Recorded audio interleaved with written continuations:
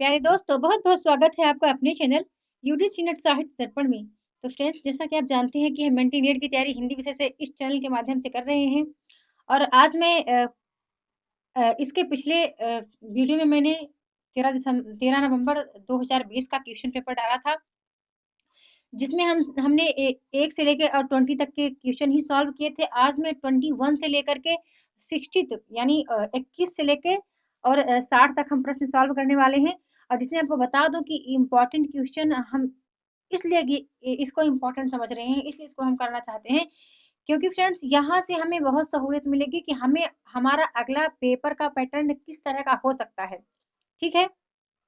एक बात और कह दूँ कि आपके लिए इम्पोर्टेंट ये है कि आप 25 जून 2019 का पेपर भी सॉल्व करें। फिर 5 दिसंबर 2019 का पेपर जो आया है उसको सॉल्व कीजिए। साथ में चारों विकल्पों को फ्रेंड्स साथ में आप सॉल्व करना मत भूलिएगा। एक बात और कह दूँ, 13 नवंबर के जो दोनों शिफ्ट के एग्ज़ाम हुए हैं उनके भी पेपर को आपने सॉल्व ही करने हैं। ठीक है? तो बस मैं चाहती हूँ कि मैं अपनी प्रतिक्रिया आप तक पहुँचाऊँ, जो जो कि आपके लिए ज़्यादातर लाभकारी हो सके। तो चलिए, ज़्यादा अपने वक़्त को ज़ाया ना करते हुए हम चलते हैं प्रश्नोत्तरी की ओर। आज की हमारी प्रश्नोत्तरी है 21 से हम स्टार्ट कर रहे हैं कि मार्क्सवादी दर्शन के पक्ष से डॉक्टर भीमराव अम्बेडकर की असहमति थी। तो इसका हम करेक्ट ऑप्शन फ्रेंड्स देख लेते हैं। करेक्ट ऑप्शन 4 है इसका, क्रांति में हिंसा का प्रयोग।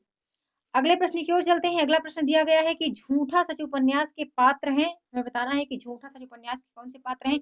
इसी के साथ एक बात और कहना चाहूंगी, जब भी आप प्रश्नोत्तरी करते रहें तो आप इस बात पर जरूर ध्यान दें कि इकाई 1, 2, 3, 4, 5, 6, 7, 8 जितने भी इकाई हैं हमारे 10 इकाई लगे हुए हैं हमारे पेपर 2 में। तो आप ये देखा करिए कि किस इकाई से कितने प्रश्न बने हैं। एक बात कह दूं फ्रेंड्स, इकाई 2 आपके लिए करना बहुत ही इंपॉर्टेंट है, क्योंकि इकाई 2 से 35 से लेकर के 40 प्रश्न इकाई 2 से बनते हैं हमारे। ठीक है? 30 से लेके 35 या 35 से लेके 40 तक प्रश्न इकाई 2 से बन जाते हैं, क्योंकि इकाई 2 का जो टॉपिक है वो काफ़ी काफ़ी बड़े हैं। तो उसको आपने करना मत भूलिएगा, क्योंकि ये जो आपको मिल रहे हैं तो ये तो हमारे उपन्यास से लिया गया है। इकाई 6 में हमारा उपन्यास लगा हुआ है। ये जो प्रश्न है इकाई 6 से ही लिया गया है। बट जो उपन्यास हैं इनके यशपाल जी के, तो आपको यहाँ पर इकाई 2 में भी देखने के लिए मिलेंगे। तो इसका जो मैं आपको राइट आंसर बता दूं फ्रेंड्स, इसका राइट आंसर ए सही है। ए और सी सही है, जो कि ए और सी में हम देखते हैं कि तारा और जयदेव हैं, वो झूठा सच उपन्यास के पात्र हैं, और सोमराज और रावत इसी उपन्यास के पात्र हैं, झूठा सच के। ये इसका प्रकाशन वर्ष आपको पता है 1958 में, और इसका दूसरा भाग 1960 में प्रकाशित हुआ था। इसके 2 भाग हैं। ठीक है? और ये देखिएगा कि फिर रणवीर देवव्रत और ये सप्पन बाबू और सनीचर, ये किसके पात्र हैं? ये आपने खुद सर्च करना है। ठीक है? जितना ज़्यादा आप सर्च करोगी, जितना आप टॉपिक को ढूँढने की कोशिश करोगे फ्रेंड्स, उतना ज़्यादा आपके माइंड में सारी बातें सेट होती चली जाएँगी। ठीक है? क्योंकि स्मृति पटल पर बातों का रहना बहुत इंपॉर्टेंट है। चलते हैं अगले प्रश्न की ओर। अगला प्रश्न हमारा दिया है, जगदीश चंद्र द्वारा रचित उपन्यास हमें बताना है कौन है, जो जगदीश चंद्र माथुर द्वारा रचित है। तो यहाँ हम देखते हैं धरती धन अपना, ये भी उन्हीं का है। ये तो और मुट्ठी भर काकर जो है, ए और डी हम देख लेते हैं उन्हीं का है। तो ए और डी हम देखते हैं कहाँ पर है, हमारा 2 नंबर करेक्ट है ना? अब बता दूं धरती धन अपना का प्रकाशन वर्ष क्या है, तो 1972 में प्रकाशित हुआ था। ठीक है? ये कब 72 में प्रकाशित हुआ था। अब मुट्ठी भर काकर की बात करूं तो ये कब हुआ, 76 में प्रकाशित हुआ था, और हम समझते हैं कि ये 1900 के ही हैं। ओके, अब हम बात करते हैं यथा प्रस्तावित और किस्सा गुलाम की। तो फ्रेंड्स बता दूं, यथा प्रस्तावित किसका है, गिरिराज किशोर जी का है, जो कि 82 में यह प्रकाशित हुआ था यथा प्रस्तावित। और फिर बात करते हैं किस्सा गुलाम की। तो मैं चाहती हूँ कि फ्रेंड्स आप कमेंट में जरूर हमें बताएं कि किस्सा गुलाम किसका उपन्यास है। ओके, चलते हैं अगले प्रश्न की ओर। हमारा अगला प्रश्न दिया गया है, सुमेलित करने के लिए है।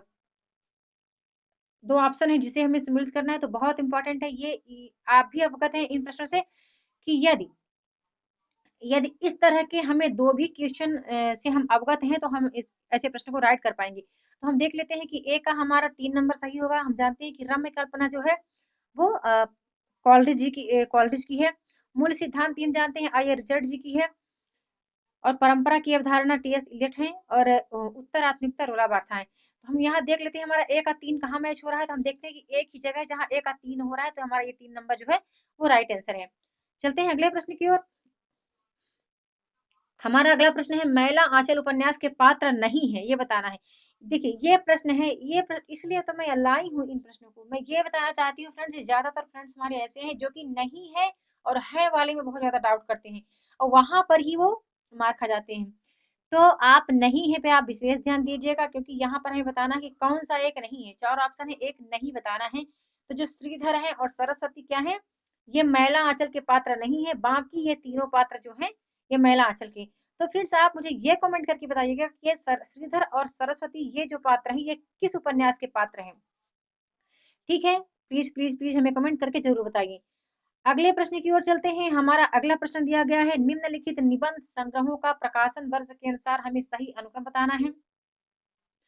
तो यहाँ पर हम देख लेते हैं हमारा जो करेक्ट ऑप्शन है वो कौन सा है। क्वेश्चन नंबर 26 है हमारा। हम देख रहे हैं कला का जोखिम पहले आता है, तो देखते हैं ए नंबर हमारा कहाँ पे है। इसका जो करेक्ट ऑप्शन है बता दूं फ्रेंड्स, 4 नंबर हमारा सही है। Oh sorry. तो हम देख रहे हैं कि सबसे पहले आता है हमारा सी नंबर आता है, प्रगतिशील साहित्य की समस्याएं आता है, जो कि 1954 में प्रकाशित हुआ था। ये रामविलास शर्मा जी का है। फिर हमारा आता है बी नंबर, ठेले पर हिमालय, एक इसका है, धर्मवीर भारती जी का है, 1958 में प्रकाशित हुआ था, है ना। ठेले का हिमालय 1958 में प्रकाशित हुआ था। फिर इसके बाद आता है, देख लेते हैं हम, गंधमादन आता है, जो कि ये गंधमादन की बात करूं तो कुबेर नाथ रॉय जी का है, 1972 इसका प्रकाशन वर्ष है। और फिर इसके बाद आता है कला का जोखिम, जो कि 1981 में प्रकाशित हुआ था, और इसका ये जो है निर्मल वर्मा का निबंध है। ठीक है, तो हमने देख लिया कि पहले कौन आता है, सी नंबर, फिर बी है, फिर डी है, फिर ए है। तो हमारा राइट आंसर जो है वो 4 नंबर सही है। अब चलते हैं हम अगले प्रश्न की ओर। फ्रेंड्स बताना चाहूंगी, इन जो निबंधकार हैं इनके और भी निबंध प्लीज आप देख लीजिएगा, क्योंकि यदि ये प्रश्न में आ रहे हैं तो इनसे जुड़े आपको 1-2 निबंध मिल ही जाएंगे। अगला प्रश्न हमारा है 27 का है। हमें यहाँ पे सही विकल्प चुनना है, सही जोड़ी मिलाना है। तो हम देख लेते हैं कि रघुवीर सहाय जी की कौन सी रचना है। तो करेक्ट ऑप्शन हमारा इसमें 4 नंबर ही सही है। उम्मीद करती हूँ फ्रेंड्स आप मिला लेंगे, मैं वक्त को ज्यादा जाया ना करते हुए, क्योंकि आप सभी इन कवियों से अवगत हैं, उनकी रचनाओं से भी अवगत हैं। यदि हमारा 1-2 भी सही है तो हम राइट आंसर कर पाएंगे, क्योंकि जो सभी जो पंक्ति ये रचनाएं हैं बहुत ही इंपॉर्टेंट है, क्योंकि ये कई बार एग्जाम में पूछी जा चुकी हैं। ठीक है, तो हमने बता दिया इसका जो हमारा करेक्ट ऑप्शन है वो 4 नंबर सही है। चलते हैं अगले प्रश्न की ओर। अगला प्रश्न है, गिरिराज किशोर द्वारा रचित उपन्यास है। आपको बता दूं, अभी जितने भी एग्जाम हुए हैं न्यू पैटर्न के अकॉर्डिंग, तो गिरिराज किशोर को फ्रेंड्स जरूर ही पूछा गया है, और गिरिराज किशोर का 1-2 उपन्यास जरूर ही पूछा जा रहा है। पिछले बार जो मैंने एग्जाम दिया वहां मैंने देखा, इसके नेक्स्ट देखती हूँ 25 जून को, वहां भी इनसे रिलेटेड प्रश्न आए हैं। तो आप इनको अवश्य पढ़िए, इनके सभी उपन्यासों को जरूर ध्यान से पढ़िएगा। चलते हैं हम देख लेते हैं अब हमारा जो करेक्ट ऑप्शन है वो क्या है। तो हमारा जो 2 नंबर ऑप्शन है वो करेक्ट है। ए और सी सही है। ए यानी जुगलबंदी और सी यानी लोग, ये दोनों उपन्यास किसके द्वारा रचित है, गिरिराज किशोर के द्वारा रचित है। ए जो है जुगलबंदी फ्रेंड्स, इसका प्रकाशन वर्ष 1973 है, 73 में प्रकाशित हुआ था। और लोक की बात करूं तो लोक का प्रकाशन वर्ष जो है 1966 में प्रकाशित हुआ था, ये 66 में प्रकाशित हुआ। अब हम जानते हैं झरोखे, झरोखे किसका है, भीष्म साहनी जी का है, जो कि 1967 में प्रकाशित हुआ था झरोखे उपन्यास। अब फ्रेंड्स आपको मुझे बताना है कि ये ओस की बूंद ये किसका उपन्यास है, और इसका प्रकाशन वर्ष भी आप मुझे कमेंट करके बता सकते हैं। ठीक है, यदि जानते हैं तो, नहीं जानते हैं तो आप मुझे तो भी लिखिएगा कि मैम मुझे इसका नहीं आ रहा है, प्लीज आप मुझे कमेंट में बताइए इसका आंसर, तो मैं भी वहां पर आंसर जरूर आपको टाइप करके दूंगी। चलते हैं अगले प्रश्न की, और अगला प्रश्न बिल्कुल हमारे लिए नया है। ये प्रश्न अभी इससे पहले एग्जाम में कभी पूछा नहीं गया था यूजीसी नेट के। देख लेते हैं, आचार्य रामचंद्र शुक्ल के अनुसार निम्नलिखित में से कौन सा पंच विडाल में शामिल नहीं है। तो इसका हमें करेक्ट ऑप्शन बता दूं, इसका जो राइट आंसर है फ्रेंड्स वो 4 नंबर सही है। अहंकार जो है वो पंच विडाल में शामिल नहीं है। चलते हैं अगले प्रश्न की ओर। अगला प्रश्न हमारा दिया गया है कि निम्नलिखित में से किस उपन्यास में लाला मदन मोहन के दीवान खाने का वर्णन किया गया है। तो आप लाला मदन मोहन का नाम सुनते ही आप समझ गए होंगे, ये परीक्षा गुरु की बात यहाँ पर की जा रही है ना। तो और एक बात और कहूँ फ्रेंड्स, बहुत इंपॉर्टेंट है आपके लिए, भाग्यवती, नूतन ब्रह्मचारी और श्यामा स्वप्न को जाना। भाग्यवती, नूतन ब्रह्मचारी और श्यामा स्वप्न को जाना आपके लिए बहुत इंपॉर्टेंट है कि ये किसका उपन्यास है, और इसका प्रकाशन वर्ष क्या है। ठीक है, तो आप जानते हैं भाग्यवती जो है श्रद्धाराम फिलौरी का है, 1877 का प्रकाशन वर्ष है। नूतन ब्रह्मचारी की बात करूं तो ये 1886 में प्रकाशित हुआ, बालकृष्ण भट्ट जी का है। फिर बात करते हैं श्यामा स्वप्न का, तो ये 1888 में प्रकाशित हुआ है, ठाकुर जगमोहन सिंह जी का ये उपन्यास है। ठीक है, चलते हैं अगले प्रश्न की ओर। अगला प्रश्न है, धूमिल ने रोटी और संसद कविता में कितने आदमियों का जिक्र किया है।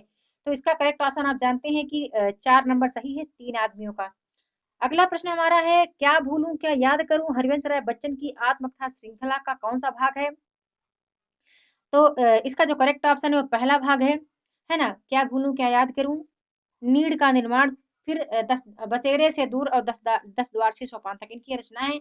अब यहाँ से आपको ये देखना है, यदि बच्चन जी की आत्मकथाओं का इस तरह ये श्रृंखला पूछ रहा है, इनके भाग की कौन से भाग का पहला आता है, तो आप जानते हैं कि ऐसे कई रचनाकार हैं जो महत्वपूर्ण है। तो उनके भी रचनाओं को आप कितने भागों में बांटा गया है, या कौन सा भाग पहले आता है कौन सा बाद में आता है, ये इंपॉर्टेंट है, तो इसको भी आप याद रखिएगा।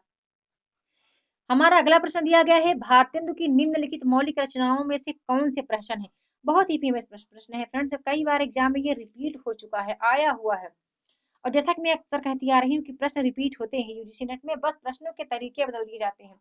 ठीक है, तो आप स्मार्टली पढ़ते रहिए, ज्यादा आपको ज्यादा अपने को मतलब थका नहीं देना है कि आप बोर हो जाइए, बिल्कुल इंटरटेनमेंट के साथ पढ़ना है, इंजॉय के साथ पढ़िए आप। जिस दिन आप इंजॉय के साथ हिंदी को पढ़ेंगे उस दिन आपको कोई नहीं रोक सकता यूजीसी नेट को क्रैक करने में।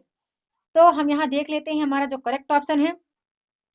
करेक्ट ऑप्शन फ्रेंड्स हमारा यहाँ पे 4 नंबर सही है, ए और सी जो है वो भारतेंदु जी के मौलिक नाटक हैं जो कि प्रहसन की श्रेणी में आते हैं। तो वैदिकी हिंसा हिंसा न भवति है जो कि 1873 में प्रकाशित हुआ था। फिर आता है अंधेर नगरी। ठीक है, ये दोनों क्या हैं, प्रहसन की श्रेणी में आते हैं। अब आपको नील देवी को भी याद रखना है, नील देवी जो 1881 में प्रकाशित हुआ, ये गीत रूपक की श्रेणी में आता है। फिर बात करूं भारत दुर्दशा की, तो ये किस श्रेणी में आता है, नाट्य रासक या लाश रूपक की श्रेणी में भारत दुर्दशा भी आता है, जो कि हमारे पाठ्यक्रम में ये दोनों लगे हैं, अंधेर नगरी और भारत दुर्दशा। अब हम चलते हैं अगले प्रश्न की ओर। हमारा अगला प्रश्न है, अपने मनोवैज्ञानिक मनोविकार संबंधी निबंध करुणा में रामचंद्र शुक्ल ने निर्धारित किया है कि क्या निर्धारित किया है, हमें ये देखना है। इसका जो करेक्ट ऑप्शन बता दूं, 3 नंबर सही है। करुणा का प्रसार सामाजिक जीवन की स्थिति और पुष्टि के लिए आवश्यक नहीं है, उन्होंने यह बात निर्धारित की है। ठीक है, देख लेती हूँ, ये मेरा ही आंसर की है, यहाँ मैंने फ्रेंड्स राइट किया है। ठीक है, चलते हैं अगला देख लेते हैं। हमारा अगला प्रश्न है कि निम्नलिखित पात्रों को उनके संबंध निबंधों के उपन्यासों के साथ सुमेलित कीजिए। तो इसका मैं आपको राइट आंसर बताना चाहूंगी। इसका जो करेक्ट ऑप्शन है फ्रेंड्स बता दूं, 1 नंबर सही है। अब प्लीज आप मिलान कर लीजिएगा, 1 नंबर जो है हमारा करेक्ट ऑप्शन है। चलते हैं अगले प्रश्न की ओर। अगला प्रश्न है, निम्न 2 कथन दिए गए हैं। पहला कथन है कि दलित लेखन स्थापित सांस्कृतिक व्यवस्था का विरोध कर सामाजिक समता का प्रस्ताव करता है। दूसरा है, दलित लेखन राम मनोहर लोहिया की समाजवादी वैचारिक दर्शन से सर्वाधिक प्रभावित है। तो यहाँ है बताना है कि कौन सा राइट आंसर है। जो हमारा करेक्ट ऑप्शन है फ्रेंड्स वो 3 नंबर सही है। कथन 1 सत्य है, किंतु कथन 2 जो है वो असत्य है, गलत है। अगले प्रश्न की ओर चलते हैं। अगला प्रश्न है, मानव प्रवृत्तियों अथवा मनोविकारों को पात्रों के रूप में उपस्थित कर नाटकीय द्वंद की सृष्टि करने वाला जयशंकर प्रसाद का नाटक कौन सा है, हमें यह बताना है। तो इसका जो करेक्ट ऑप्शन है 2 सही है, कामना नाटक है। ठीक है, इसका करेक्ट ऑप्शन क्या है, कामना नाटक है। अब आपने ये जो विशाख है इसका प्रकाशन वर्ष आपको याद रखना पड़ेगा। इन सबके प्रकाशन वर्ष और इनके विषय कि किस विषय पर ये नाटक लिखे गए हैं, कौन से ऐतिहासिक नाटक है, कौन से सामाजिक है, कौन से प्रमाणिक है, पौराणिक है, कौन से धार्मिक नाटक है। ठीक है, ये फ्रेंड्स आप जरूर याद रखिएगा। ओके, ये तो बहुत फेमस प्रश्न है फ्रेंड्स, आया हुआ है एग्जाम में कई बार। आध्यात्मिक रंग के चश्मे आजकल बहुत सस्ते हो गए हैं। रामचंद्र शुक्ल ने यह टिप्पणी किस कब के संदर्भ में की है, तो ये की है उन्होंने विद्यापति के संबंध में। और आपको बता दूं, आपको पता है कि आचार्य रामचंद्र शुक्ल का हिंदी साहित्य का इतिहास आपके लिए पढ़ना कितना इंपॉर्टेंट है, ये क्वेश्चन वहीं से लिया गया है। अगला प्रश्न देखते हैं। अगला प्रश्न है, निम्नलिखित में से कौन से अज्ञेय के काव्य हैं। तो हम देख लेते हैं कि अज्ञेय के काव्य कौन कौन से हैं। तो भग्नदूत है और चिंता है, दो किसका है, अज्ञेय का। ए और डी कहाँ पे सम्मिलित हो रहा है, ये 2 नंबर पे। हमने 2 नंबर को बता दिया। भग्नदूत का प्रकाशन वर्ष बता दूं 1933 है, चिंता का प्रकाशन वर्ष 1942 है। अब हम देखते हैं, आप जब भी प्रश्न करें आप इनको छोड़ना नहीं है कि हम आत्मा की आंखें और आत्महत्या के विरुद्ध को हमने छोड़ दिया, ये इंपॉर्टेंट है। हो सकता है अगली बार इनसे रिलेटेड कोई प्रश्न पूछ लिया जाए, हो सकता है इन्हीं की कोई दूसरी कविताएं पूछ ली जाए, तो आपको इन पर जरूर ध्यान देना है, ठीक है। तो हम देख लेते हैं कि आत्मा की आंखें किसकी है फ्रेंड्स, दिनकर जी की है, जो कि कब प्रकाशित हुई थी 1964 में। और आत्महत्या के विरुद्ध की बात करूं तो रघुवीर सहाय जी की है, जो कि बहुत इंपॉर्टेंट है और एग्जाम में कई बार ये पूछी जा चुकी है। आत्महत्या के विरुद्ध इनकी सीढ़ियों पर धूप में और लोग भूल गए हैं भी इंपॉर्टेंट रचनाएं हैं रघुवीर सहाय जी की।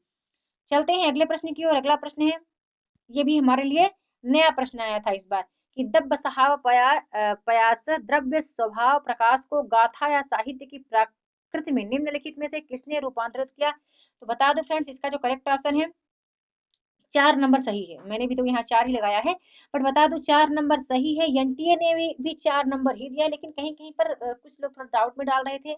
कोई कोई देवसेन कह रहा था, बट एनटीए के आंसर को ही हमें कंफर्म मानना पड़ेगा, उसने भी 4 नंबर ही दिया है। अगले प्रश्न की ओर चलते हैं। अगला प्रश्न दिया गया है, हिंदी साहित्य के इतिहास का काल विभाजन और नामकरण करते हुए उपर्युक्त नामकरण निम्नलिखित में से किस साहित्य इतिहासकार ने सुझाया है। तो इसका जो करेक्ट ऑप्शन बता दूं फ्रेंड्स, 2 नंबर सही है, जॉर्ज ग्रियर्सन ने। ठीक है, जॉर्ज ग्रियर्सन ने करेक्ट किया है, यहाँ मैंने भी करेक्ट ही किया है। ये सब हमारी मेहनत है फ्रेंड्स, जितना आप मेहनत करोगे उतना आप आगे जाओगे। आप ऐसा कभी मत सोचो कि आप संघर्ष कर रहे हो, आप सफल नहीं हो रहे हैं। सफलता आपको मिलेगी, आप संघर्ष करते रहिए। अगला प्रश्न है, निम्नलिखित में से रामविलास शर्मा की पुस्तकें कौन सी हैं, हमें ये बताना है। तो इसका जो करेक्ट ऑप्शन बता दो फ्रेंड्स, 1 नंबर सही है, बी और सी जो है वो रामविलास शर्मा की है, यानी प्रेमचंद्र और उनका जो परंपरा का मूल्यांकन, ये दोनों किसकी हैं, रामविलास शर्मा की हैं। अब आपको आलोचना के मान और नई कविता को भी पढ़ना है, ठीक है। इनके प्रकाशन वर्ष देखना है और इनके आलोचकों के नाम भी देखने हैं। अगला प्रश्न है, रूसी रूपवाद की के प्रतिकूल अवधारणाएं कौन सी हैं। रूसी रूपवाद के प्रतिकूल अवधारणाएं कौन सी हैं। तो इसका करेक्ट ऑप्शन हम देख लेते हैं। इसका 2 नंबर सही है, ए और बी सही है। तो रसवाद और मार्क्सवाद, रूसी रूपवाद के जो प्रतिकूल अवधारणाएं हैं ये हैं, ठीक है। अब आपको संरचनावाद के संबंध में और कलावाद के संबंध में देखना है, और कौन इसके प्रतिपादक हैं, कौन इसके प्रवर्तक माने गए हैं, ठीक है। ये भी आपको देखना है, क्योंकि ऐसा प्रश्न भी हमें आगे देखने के लिए मिलेगा। और इस तरह के प्रश्न इकाई 3 से अक्सर ही पूछे जाते हैं, ये प्रश्न इकाई 3 से ही लिया गया है।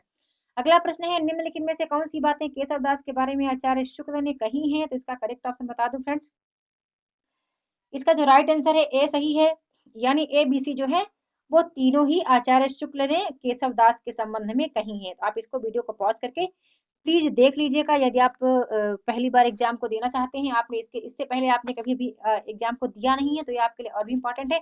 जिन लोगों ने नहीं जिन्होंने दिया है और उनके आंसर गलत हुए हैं, तो आप भी फ्रेंड्स आंसर का मिलान कर लीजिएगा।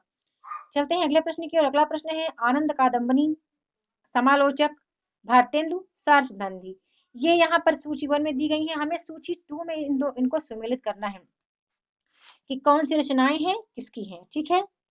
तो इसका मैं आपको करेक्ट ऑप्शन बता दूं फ्रेंड्स, 3 नंबर इसका सही है। अब आप वीडियो को पॉज करके प्लीज प्लीज प्लीज आप इसको जरूर मिला लीजिएगा, ठीक है। और ये भी देखिएगा कि ये जो पत्रिकाएं हैं, इन पत्रिकाओं को का प्रकाशन वर्ष कब हुआ है, और कौन सी पत्रिका है जो कि भारतेंदु युगीन है, कौन सी छायावादी है, कौन सी प्रयोगवादी, कौन सी प्रगतिवादी, ये आपके लिए इंपॉर्टेंट ये भी है। हम चलते हैं अगले प्रश्न की ओर। हमारा अगला प्रश्न है, शरद जोशी द्वारा रचित निबंध संग्रह कौन से हैं, हमें ये बताना है। तो इसका जो राइट आंसर है फ्रेंड्स, बता दूं 2 नंबर सही है, ए और सी जो है वो शरद जोशी के निबंध संग्रह माने गए हैं, ठीक है। ए क्या है, जीप पर सवार लिया, इसका प्रकाशन वर्ष 1971 है। और बता दूं कि ये जो है यत्र तत्र सर्वत्र, तो ये कब प्रकाशित हुआ था, 2000 में प्रकाशित हुआ था। अब आपको विष कन्या भी पढ़ना है। बता दूं फ्रेंड्स कि विष कन्या की बात करूं तो ये गोविंद वल्लभ पंत जी का है, लेकिन कहीं कहीं पर विष कन्या के संबंध में पद्म सिंह शर्मा जी की एक कहानी के संबंध में बात मुझे देखने के लिए मिली है। आड़ू का पेड़, आप मुझे बताइएगा ये किसका निबंध है या किस विधा की रचना ये मानी गई है, ठीक है। तो हमने इसका करेक्ट ऑप्शन देख लिया कि 2 नंबर सही है। अब चलते हैं अगले प्रश्न की ओर। अगला प्रश्न है, निम्नलिखित में से किस उपन्यास में बाल वयः संधि और किशोर मन के मनोवैज्ञानिक अंकन का प्रयास किया गया है। तो इसका करेक्ट ऑप्शन हमारा एक सही है शेखर एक जीवनी। अब आपको त्यागपत्र, पर्दे की रानी और जयवर्धन को आपने सर्च करना है। आपको देखना है कि इनके उपन्यासकार कौन है और इनका प्रकाशन वर्ष क्या दिया गया है। अगला प्रश्न है हमारा, अपभ्रंश या प्राकृताभास हिंदी के पद्यों का सबसे पुराना पता तांत्रिक और योग धर्मी बौद्धों की सांप्रदायिक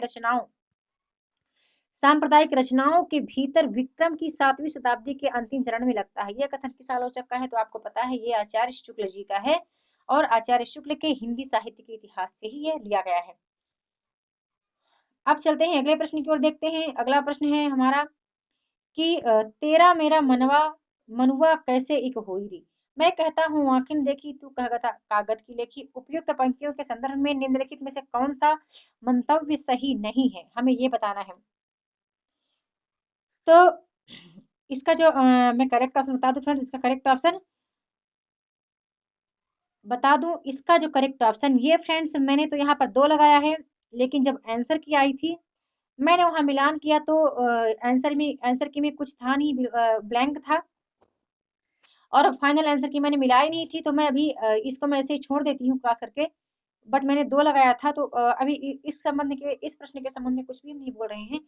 चलते हैं अगले प्रश्न की ओर। अगला प्रश्न हमारा दिया गया है कि आदिवासी विमर्श की मूल स्थापना नहीं है, हमें बताना है कि आदिवासी विमर्श की मूल स्थापना नहीं है। तो इसका करेक्ट ऑप्शन जो है वो 3 नंबर सही है, सत्ता के प्रतिमोह, ये नहीं है। अगला प्रश्न देख लेते हैं। अगला प्रश्न है, मार्क्सवादी समीक्षकों की निम्नलिखित रचनाओं को प्रकाशन वर्ष की दृष्टि से हमें सही अनुक्रम में व्यवस्थित करना है। तो करेक्ट ऑप्शन इसका जो है वो 4 सही है। पहले आता है बी नंबर, फिर आता है सी नंबर, फिर आता है डी नंबर और फिर आता है हमारा ए नंबर। अब आप प्लीज इसको देखिएगा, ये इनके प्रकाशन वर्ष को, क्योंकि यहाँ पर आपको जो ये आलोचककार हैं इनकी आलोचना है उनका तो नाम दिया है, लेकिन प्रकाशन वर्ष फ्रेंड आपको खुद ढूंढने हैं। फिर हम चलते हैं अगले प्रश्न की ओर। अगला प्रश्न हमारा दिया गया है, निम्नलिखित पात्रों को उनसे संबंध कहानियों के साथ में सम्मिलित करना है। तो इसका भी मैं आपको राइट आंसर बताना चाहूंगी, 4 नंबर इसका राइट है। अब आप फ्रेंड्स वीडियो को पॉज करके आप इसको मिला सकते हैं, ठीक है। अब चलते हैं अगला। यदि आप ये भी कहना चाहूंगी 1-2 आपको पता है तो आप वैसे मिलान सही कर लेंगे, जैसे कि नवल किशोर को हम जाते हैं दुलाई वाली है ना। अब हम यही देख लेते हैं कि डी का हमारा 2 कहाँ मैच हो रहा है, तो हम देखते हैं कि डी का 2 सिर्फ एक ही जगह मैच हो रहा है, ये 4 नंबर पे है ना, इसलिए हमारा राइट आंसर हो गया। और देख लेते हैं अगला प्रश्न चलता है हमारा। अगला प्रश्न कह रहा है कि निम्नलिखित अवधारणाओं का कालक्रम के अनुसार हमें सही अनुक्रम बताना है। इसका करेक्ट ऑप्शन बता दूं, 3 नंबर सही है। पहले आता है हमारा ए नंबर, यथार्थवाद आता है, फिर हमारा आता है उत्तर संरचनावाद आता है, फिर उत्तरात्मकतावाद आता है और फिर आता है विखंडनवाद, ठीक है। तो उम्मीद करती हूँ फ्रेंड्स आप इनके इनके आप प्रकाशन वर्ष देख लेंगे। फ्रेंड्स आपको प्रकाशन वर्ष नहीं आ रहे हैं तो प्लीज आप मुझे मुझे कमेंट बॉक्स में बता दीजिएगा। अगले प्रश्न की ओर चलते हैं। हमारा आज का अगला प्रश्न दिया गया है, प्रकाशन वर्ष के अनुसार हमें निम्नलिखित निबंध संग्रहों का सही अनुक्रम लगाना है। तो इसमें इसका जो करेक्ट ऑप्शन है वो 4 नंबर सही है। पहले आता है डी, त्रिशंकु आता है। त्रिशंकु जो है 1945 में प्रकाशित हुआ है, ये अजय जी का है। फिर आता है रेती के फूल, तो रेती का फूल देख लेते हैं ये किसका है, 54 में प्रकाशित हुआ, 1954 में दिनकर जी का है। फिर आता है शिरीष की अदाई, विद्यानिवास मिश्र जी का है, जो कि 1995 में प्रकाशित हुआ था। फिर आता है आदि अंत और आरंभ, ये किसका है, निर्मल वर्मा जी का है। अब हम चलते हैं अगले प्रश्न की ओर। आज का हमारा अगला प्रश्न दिया गया है कि बिंबवाद का संबंध निम्नलिखित में से किस आचार्य से है। तो इसका जो करेक्ट ऑप्शन है वो 2 सही है, एजरा पाउंड, ठीक है। अब आप इन सबको आपने देखना है कि इनका संबंध किसका है, चौक देरदा का, डेनियल बेल का और जॉर्ज लुकाट का संबंध किसका है, किससे है। तो यदि हो सकता है इनमें से कोई नेक्स्ट एग्जाम में आ जाए, है ना, तो यही आपको प्रीवियस ईयर करने से यही आपको बेनिफिट होगा। चलते हैं अगले प्रश्न की ओर। अगला प्रश्न है, प्रथम विश्व युद्ध की पृष्ठभूमि पर आधारित कहानी कौन सी है, या प्रथम विश्व युद्ध की पृष्ठभूमि पर रचित कहानी कौन सी है। तो उसने कहा था गुलेर जी की कहानी है, जो कि हमारे पाठ्यक्रम में भी लगी हुई है और बहुत ही इंपॉर्टेंट कहानी है फ्रेंड्स। इस कहानी को तो जब मैंने पहली बार पढ़ा तो मैं काफी भावुक हुई थी, क्योंकि मुझे ये कहानी बहुत अच्छी लगी। तो अब फिर आपको पता है इन कहानियों को भी आपने देखना है। सिक्का बदल गया, परिंदे और अमृतसर आ गया, ठीक है। इन कहानियों को देखना है और ये भी देखना है कि ये कहानियां किन पत्रिकाओं में प्रकाशित हुई हैं। चलते हैं अगले प्रश्न की ओर। अगला प्रश्न है प्रकाशन वर्ष की दृष्टि से निम्नलिखित नाटकों का सही अनुक्रम बताइए। और हाँ, एक बात मैं कह रही हूँ, मैं खुलकर कह रही हूँ, यदि आपको आता है ठीक है, नहीं आता है आप मुझे वहां कमेंट पे बता दीजिएगा। अगला प्रश्न है प्रकाशन वर्ष की दृष्टि से निम्नलिखित नाटकों का सही अनुक्रम हमें बताना है। तो इनका जो सही अनुक्रम है, सबसे पहले आता है बकरी। सी नंबर देख लेते हैं कहाँ पर सी है। तो हम देख रहे हैं कि सी यहाँ भी है, ए नंबर पे, सी यहाँ भी है। अब हमें राइट आंसर करना है। तो हम ये जो हमारा करेक्ट ऑप्शन है हम देखते हैं पहले ए नंबर को। पहले सी आता है बकरी। बकरी जो है 74 में प्रकाशित हुआ था।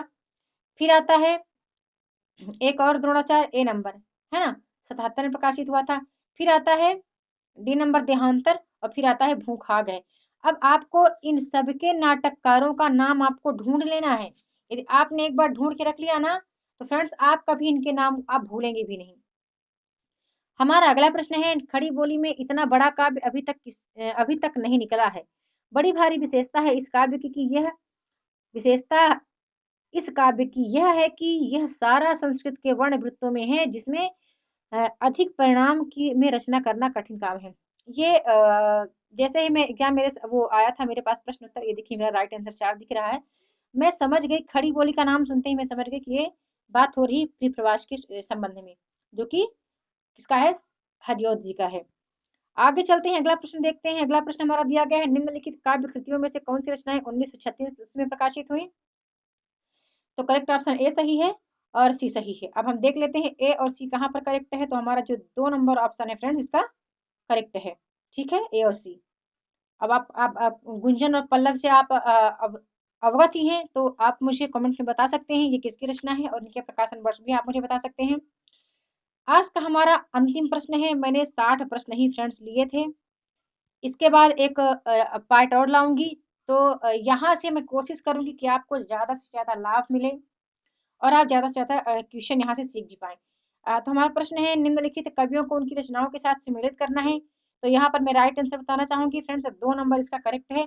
आप वीडियो को पॉज करके प्लीज इसको मिलान कर दीजिएगा। तो आज की वीडियो में बस इतना ही। जल्द मिलती हूँ अपने नेक्स्ट वीडियो में न्यू टॉपिक के साथ। तो आपको आज की वीडियो कैसी लगी कमेंट करके जरूर बताइए, और वीडियो को लाइक और शेयर करना ना भूलें। वीडियो के साथ बने रहने के लिए बहुत बहुत धन्यवाद।